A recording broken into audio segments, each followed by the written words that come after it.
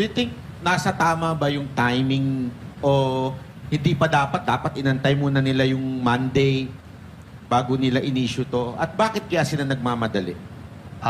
Actually, blessing in disguise yan, boss. And bakit blessing in disguise yan?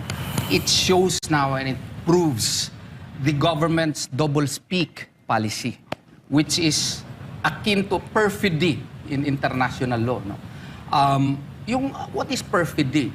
Well, the concept of perfidy presents only in a war situation. Kunyari, kalaban ka. Pero I am applying it by analogy.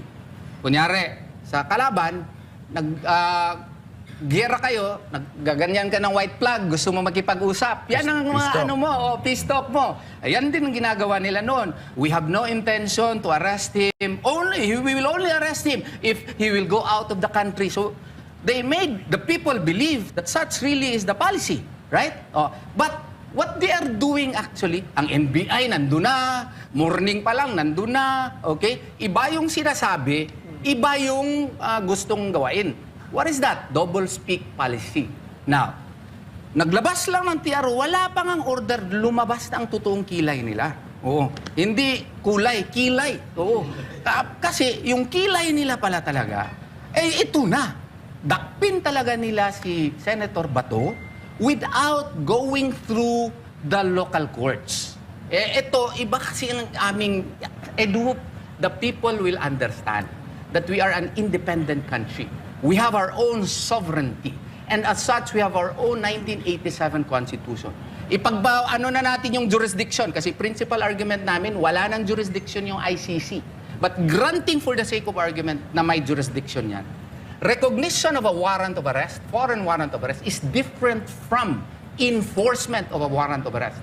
When you enforce a warrant of arrest, coming off from a foreign country, you could not treat it as self-executive kasi may batas din tayo. Okay? You have to pass through the local courts because under Article 59, okay, hindi namin na-accept yung Rome Statute, under Section 1, in accordance with national law, ang pagdakip ng cooperation mechanism ng ICC. So, hindi po pwede, nagdakpin mo lang siya parang manok. Yan ang ginasasabi mo. At ginasabi ko always, at dalahin mo doon sa Netherlands without passing through our local courts. Kaya nga, sinasabi namin, sabi nila, may due process naman. Anong due process? Don't they know that the ICC follows the inquisitorial method of investigation? What is that? Secret. How can we know ano yung kinakaso sa amin? Secret nga. Bato has never been accorded due process. It will only be the very first time here in our country that he will be accorded due process. Kaya nga, kailangan na dumaan sa ating korte. Para linawin lang natin yun yung inquisitorial at accusatorial. Accusatorial. Kasi tinuturo po sa law school yan. Ang sistema natin, accusatorial. I accuse you, sumagot ka, magtalo tayo sa piskal, pagpalagay ko may probable cause, kasuhan kita. That's accusatorial. Yun ang demokrasya natin.